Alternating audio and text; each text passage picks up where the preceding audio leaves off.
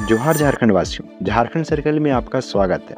रोजाना सिर्फ और सिर्फ झारखंड से बड़ी खबरें देखने के लिए झारखंड सर्कल को अभी सब्सक्राइब कर ले। झारखंड के गढ़वा में भीषण सड़क हादसा, बस पलटी, 26 लोग घायल। गढ़वा में भीषण सड़क हादसा हुआ। कांडी मुख्य पथ पर बुधवार की अहले सुबह सिंगरा यात्री बस बेकाबू होकर पलट गई। इस हादसे में 26 लोग घायल हो गए। बस के पलटने के बाद घटनास्थल पर मौजूद स्थानीय लोग भी मदद के लिए भागे और बस में मौजूद घायलों को बाहर निकाला। घायलों को इलाज के लिए सदर अस्पताल में भर्ती कराया गया है। बस दुर्घटनाग्रस्त कैसे हुई, इस संबंध में घायल यात्रियों ने बताया कि यात्री बस के चालक ने शराब पी रखी थी और वह नशे में बस चला रहा था। बस की रफ्तार भी काफी तेज थी। बोकारो में टला रेल हादसा। झारखंड के बोकारो में मंगलवार शाम आंध्रा रेल मंडल में राजधानी एक्सप्रेस हादसे का शिकार होने से बाल बाल बची। दरअसल भोजूडी और संतालडी स्टेशन के बीच पड़ने वाली रेल फाटक पर गेटमैन की गलती से बड़ी रेल दुर्घटना होते होते रह गई। बता दें, इस रेल रूट पर भुवनेश्वर नई दिल्ली राजधानी एक्सप्रेस गुजरने वाली थी। तभी रेल फाटक पर ड्रम में पानी से भरा एक ट्रैक्टर ट्रक पार करने लगा। इसी दौरान गेटमैन ने रेल फाटक बंद कर दिया।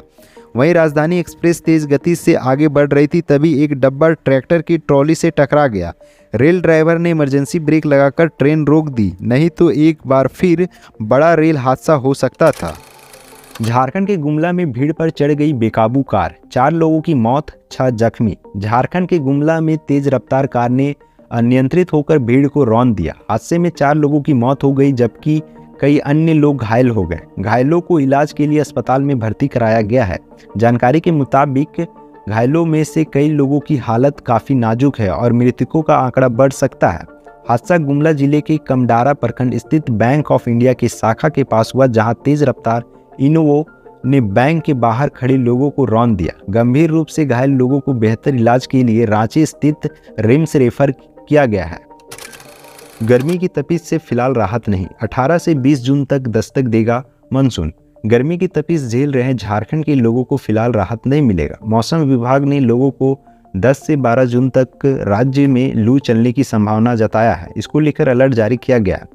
विभाग के मुताबिक पिछले साल की तरह इस बार भी राज्य में मानसून देरी से प्रवेश करेगा। बंगाल की खाड़ी के रास्ते केरल होते हुए मानसून देश के तटीय क्षेत्रों में प्रवेश करता है। इस बार केरल में मानसून के 4 जून तक प्रवेश करने का पूर्वानुमान था, लेकिन अब तक मानसून दूर है। आमतौर पर 1 जून तक मानसून केरल में प्रवेश कर जाता है, लेकिन इस बार केरल में देरी से मानसून पहुंचने का असर झारखंड में भी होगा। यहाँ भी मानसून देर से दस्तक देगा। झारखंड में मानसून 14 से 15 जून तक प्रवेश कर जाता है, लेकिन इस बार 4 से 5 दिनों की देरी से 18 से 20 जून तक राज्य में प्रवेश करने की संभावना जताई जा रही है। इसका सीधा असर कृषि पर पड़ेगा। देरी से मानसून आने के कारण बारिश सामान्य से कम होगी।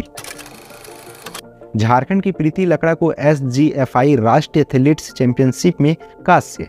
झारखंड की प्रीति लकड़ा ने राष्ट्रीय एथलेटिक्स चैंपियनशिप में कांस्य जीता। भोपाल में आयोजित school games federation of India यानी SGFI राष्ट्रीय एथलेटिक्स चैंपियनशिप में कांस्य पदक के साथ झारखंड का खाता खुला। गौरतलब है कि प्रीति लकड़ा ने ट्रिपल जंप इवेंट में कांस्य पदक जीता है। उन्होंने 11.59 मीटर छलांग लगाकर मेडल हासिल किया। बता दें कि प्रीति झारखंड सरकार के आवासीय प्रशिक्षण केंद्र हजारीबाग की प्रशिक्षु एथलीट है। इसी वर्ष जूनियर फेडरेशन कप में भी प्रीति ने रजत पदक जीता था। राज्य सरकारों के रहमो करम पर नहीं चलेगा संविधान, झारखंड के गवर्नर बोले। झारखंड के राज्यपाल CP राधाकृष्णन ने कहा कि देश का संविधान राज्य सरकारों के रहमो करम पर नहीं चल सकता। राज्य सरकारों और राज्यपाल के बीच टकराव के सवाल पर गवर्नर CP राधाकृष्णन ने कहा कि शक्तियों का एक लक्ष्मण रेखा होती है और उसे किसी को पार नहीं करना चाहिए। राज्यपाल ने कहा कि मैं मानता हूं कि राज्य सरकारें राज्यपाल की दया पर नहीं चलेगी, लेकिन यह भी जोड़ना चाहूंगा कि फिर देश का संविधान भी राज्य सरकारों के रहमो करम पर नहीं चलेगा। यदि राज्य सरकार लक्ष्मण रेखा लांघती है तो फिर राज्यपाल को कदम उठाना होगा। राज्यपाल CP राधाकृष्णन ने अंग्रेजी समाचार वेबसाइट हिंदुस्तान टाइम्स के साथ खास बातचीत में हेमंत सोरेन सरकार द्वारा लाए गए आरक्षण बिल को वापस करने, CM हेमंत से जुड़े खनन पट्टा लीज मामले में उनकी राय और दोनों के बीच संभावित टकराव पर बेबाकी से अपनी राय रखी। सहायक प्रशाखा पदाधिकारी सहित 6 पदों की निकाली गई वैकेंसी। सामान्य स्नातक पास उम्मीदवारों के लिए झारखंड में सरकारी नौकरी का मौका है। जेएसएससी की ओर से सहायक प्रशाखा पदाधिकारी सहित 6 विभिन्न पदों पर नियुक्ति का विज्ञापन जारी किया गया है। झारखंड सामान्य स्नातक स्तरीय योग्यताधारी स्नातक स्तरीय संयुक्त प्रतियोगिता परीक्षा के माध्यम से यह नियुक्ति होगी। इस नियुक्ति के लिए यह तीसरी बार विज्ञापन जारी किया गया है। इससे पहले साल 2015 में विज्ञापन निकाला गया था। इसके बाद साल 2019 में विज्ञापन निकाला गया। अब तीसरी बार विज्ञापन निकाला गया। आवेदन के लिए ऑनलाइन एप्लीकेशन 20 जून से शुरू होगी, जबकि आवेदन की अंतिम तिथि 21 जुलाई है। राज्य के पॉलिटेक्निक संस्थानों में नामांकन की प्रक्रिया आज से शुरू। झारखंड के पॉलिटेक्निक संस्थानों में नामांकन के लिए 8 जून से प्रथम राउंड की ऑनलाइन काउंसलिंग की प्रक्रिया शुरू होगी। इस संबंध में झारखंड संयुक्त प्रवेश प्रतियोगिता परीक्षा पार्षद की परीक्षा नियंत्रक अंजलि यादव के हस्ताक्षर से सूचना जारी की गई है। इसमें कहा गया है कि शैक्षणिक सत्र 2023-2024 के प्रथम वर्ष में नामांकन के लिए पॉलिटेक्निक प्रवेश परीक्षा 2023 के परीक्षाफल के आधार पर ऑनलाइन काउंसलिंग का आयोजन किया जाएगा। 8 जून से ऑनलाइन रजिस्ट्रेशन व चॉइस फिलिंग शुरू होगी। घटिया पुल बनाने वाली कंपनी झारखंड में बैन। बिहार के भागलपुर में गंगा नदी पर अगुवानी सुल्तानगंज पुल बना रही हरियाणा की company SP Singla construction private limited को झारखंड सरकार ब्लैक लिस्ट करेगी। यह फैसला बिहार में निर्माणाधीन पुल ढहने के बाद लिया गया है। इस कंपनी के पास पूरे झारखंड में केवल जमशेदपुर के गोविंदपुर में अन्ना चौक से गोविंदपुर बाईपास तक 4 एलिवेटेड कॉरिडोर निर्माण का काम है। राज्य भर के 62 अंगीभूत कॉलेजों के इंटर के शिक्षक एवं शिक्षकेतर कर्मचारी मोर्चा ने समायोजन करने की मांग को लेकर राजभवन तक निकाला मौन जुलूस। राज्य भर के 62 अंगीभूत कॉलेजों के इंटर के शिक्षक एवं शिक्षकेतर कर्मचारी मोर्चा ने कल अपनी मांगों को लेकर रांची में जुटे। रांची विश्वविद्यालय में एकत्र होने के बाद सभी ने कचहरी रोड होते हुए राजभवन तक मौन जुलूस निकाला। उन्होंने कहा कि एक तरफ सरकार रोजगार देने की बात करती है, वहीं दूसरी ओर सरकार द्वारा लिए गए अचानक निर्णय से इंटर से जुड़े शिक्षक एवं शिक्षकेतर कर्मचारी के सामने रोजगार का संकट उत्पन्न हो गया है। ज़्यादातर शिक्षकों की आयु 50 वर्ष हो चुकी है। ऐसे में वो किसी प्रतियोगी परीक्षा के लायक भी नहीं है। सीमा सिंह ने कहा कि इतने दिनों हम लोगों ने छात्रों को शिक्षा दी, उम्र के इस पड़ाव में सभी कहाँ जाएंगे। इसलिए सरकार से मांग करते हैं कि सरकार हमें कहीं समायोजित कर ले। झारखंड में फिर डायन के नाम पर हत्या। झारखंड में डायन बिसाई के शक में एक और हत्या कर दी गई। महिला का सिर धड़ से काटकर अलग कर दिया गया। 52 साल की नामसी कुई के रूप में मृतिका की पहचान की गई। गांव में इस हत्या को लेकर तरह तरह की चर्चा है। डायन बिसाई के शक में हत्या का यह मामला चाईबासा जिले के 15 साली स्थित दोपाई गांव का बताया जा रहा है। गांव में यह बात फैली थी कि महिला जादू टोना करती है। झारखंड के पलामू में एनआईए का छापा, 2 टॉप माओवादियों के घर दबिश। झारखंड के पलामू जिले में राष्ट्रीय जांच एजेंसी यानी एनआईए के छापेमारी की खबर है। मिली जानकारी के मुताबिक एनआईए ने पलामू के छतरपुर में 2 टॉप माओवादी कमांडरों के आवास पर दबिश दी है। बिहार एनआईए की टीम बुधवार को छापेमारी करने पहुंची। बताया जाता है कि बेगिया और बंधुडीह से जुड़े मामले में यह कार्रवाई की जा रही है। गौरतलब है कि टेरर फंडिंग केस में एनआईए लगातार टॉप माओवादियों कमांडरों के ठिकानों पर दबिश दे रही है। 21 मई को एनआईए ने टेरर फंडिंग केस में ही पीएलएफआई उग्रवादी दिनेश गोप को दिल्ली से गिरफ्तार किया था। 12 दिनों तक पूछताछ के बाद दिनेश गोप को न्यायिक हिरासत में रांची की बिरसा मुंडा जेल होटवार भेज दिया गया है। 10 जून को होगी झारखंड राज्य समन्वय समिति की बैठक।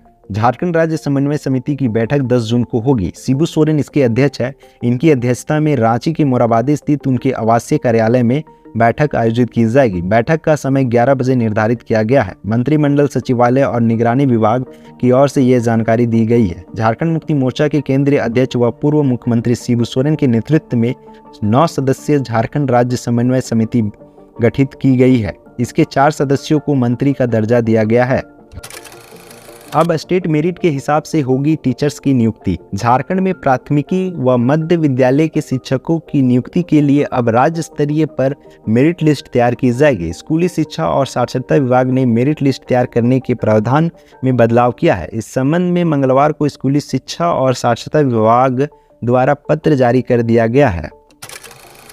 झारखंड के धनबाद से एक शर्मसार कर देने वाली घटना सामने आई है। झारखंड के धनबाद में विवाहिता का नहाते हुए वीडियो बनाकर और ब्लैकमेल कर 1 साल तक गैंगरेप करने का मामला सामने आया है।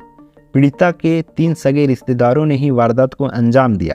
पीड़िता ने बताया कि आरोपियों ने बाथरूम में नहाते हुए उसका वीडियो बना लिया था और इसे वायरल करने की धमकी देकर 1 साल तक जबरन शारीरिक संबंध बनाते रहे। लोकलाज के भय से पीड़िता 1 साल तक चुप रही, लेकिन जब युवकों ने दरिंदगी की सारी हदें पार कर दी तो उसने पति को पूरी बात बताई। पुलिस ने 3 में से 1 आरोपी को गिरफ्तार कर लिया है, बाकी 2 की तलाश जारी है। झारखंड के गुमला में जंगली हाथी ने 3 लोगों को कुचला, 2 की मौत, 1 जख्मी। झारखंड के गुमला में जंगली हाथियों ने 3 ग्रामीणों को कुचल दिया। घटना में 2 ग्रामीणों की मौत हो गई, वहीं 1 जख्मी हो गया। घटना गुमला के कमडारा थाना क्षेत्र अंतर्गत कुली गांव का। मृतकों की पहचान मोतरो सिंह और जूही देवी के रूप में की गई है। बंधना स्वासी नाम का व्यक्ति जख्मी है। बताया जाता है कि बुधवार को अहले सुबह 4:30 बजे ग्रामीण आम चुनने बगीचे में गए थे, तभी हाथियों ने हमला कर दिया। घटना की जानकारी मिलते ही वन विभाग की कर्मी पहुंचे। जख्मी बंधना स्वासी को अस्पताल में भर्ती कराया गया है। पिता ने लिखाई जिस बेटी की हत्या की रिपोर्ट, वह 48 घंटे में जिंदा लौटी। झारखंड के देवघर में पिता ने जिस बेटी की हत्या की प्राथमिकी दर्ज करवाई, वह 48 घंटे बाद सही सलामत जिंदा लौट आई। महिला शोभा देवी देवीपुर थाना क्षेत्र के तिलौना गांव की रहने वाली है। पिता बहादुर दास ने 3 जून को दामाद पर बेटी की हत्या का आरोप लगाते हुए FIR दर्ज कराई थी। शोभा की शादी कुछ वर्ष पहले मधुपुर थाना क्षेत्र के जयंती ग्राम में हुई थी। शोभा ने थाने में जो राज बताई वह जानकर पुलिसकर्मी भी हैरान रह गए। शोभा ने पुलिस को बताया कि उसके पति बिक्की दास ने उसे कहीं बेच दिया था। वह किसी तरह जान छुड़ाकर वहां से भाग आई है। शोभा ने कहा कि उसने कई दिनों से ठीक से भोजन नहीं किया। ऐसे में नगर थाने के मेस से खाना मंगवाकर शोभा को खिलाया गया। फिलहाल शोभा को महिला पुलिसकर्मियों की निगरानी में रखा गया है। पुलिस पूरे मामले की पड़ताल में जुटी है, समझना चाहती है कि किन परिस्थितियों में शोभा गायब हुई, पिता ने सीधे हत्या की प्राथमिकी क्यों दर्ज कराई, पति ने उसे क्यों बेचा। झारखंड राज्य से आज की प्रमुख खबरें यहीं तक। इस वीडियो के बारे में कोई सजेशन या राय है तो हमें कमेंट के माध्यम से अवगत कराएं। बाकी बात आप अपना और अपने परिवार का ख्याल रखें। जोहार, जय हिंद, जय झारखंड।